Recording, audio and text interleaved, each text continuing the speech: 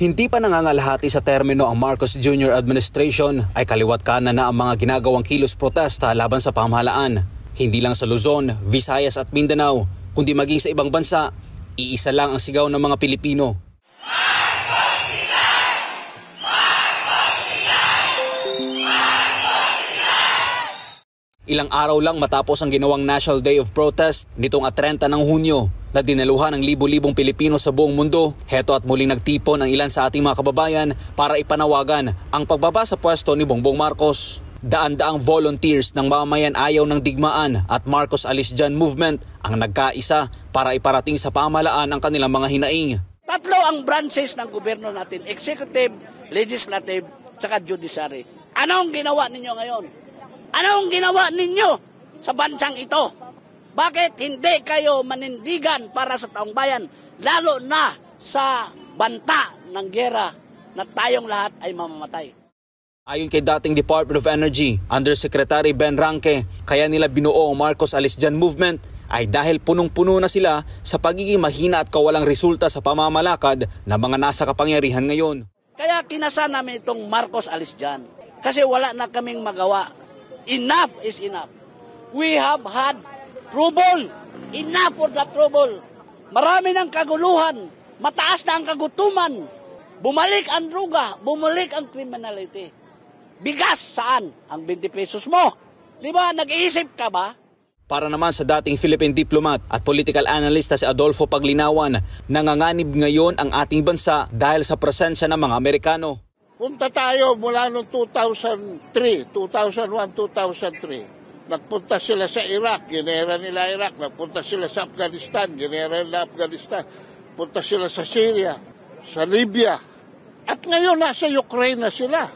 Nako, mga kabansa, lahat ho ng binanggit ko, wasak-wasak. Wasak-wasak na bansa. At ngayon, may masama akong balita sa inyo. Nandito na sila sa Pilipinas. Tayo na ho ang susunod na wawasakin. Anya dahil sa inilatag na missile system ng mga kano dito sa Pilipinas ay nailagay na tayo ngayon sa mapa ng nuclear system ng mga malalakas na bansa na anumang oras ay pwedeng ihulog dito sa Pilipinas. Pag huyan, nalaman nila na yung sistema na yan, kinargahan nila ng Tomahawk, pwede na ho tayong tirahin. Ano nangyari ngayon? Nasa mapa na ho tayo ng nuclear ng China.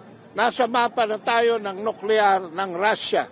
Nasa mapa na tayo ng nuklear ng North Korea. Kaya ito ang rason ng grupo kung bakit sila nagsagawa ng kilos protesta.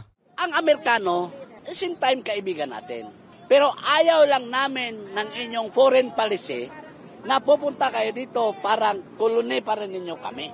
You have to ask us, you have to ask the people if ever payag ba kami. Huwag yung basta-basta na lang ninyo isang tao lang kusapin, bangag pa.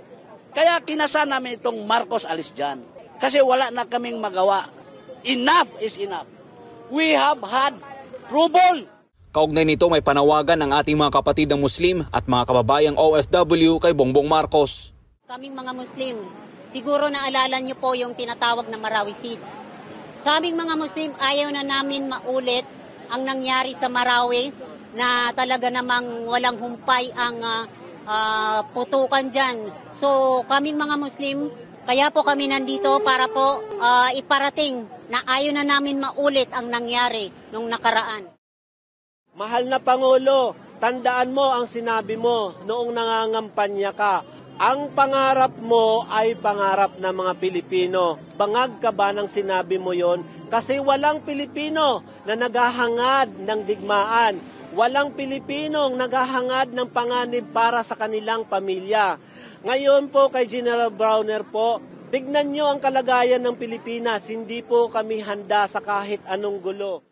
Para sa Diyos sa Pilipinas kung mahal, Almar Forzuelo, SMNI News.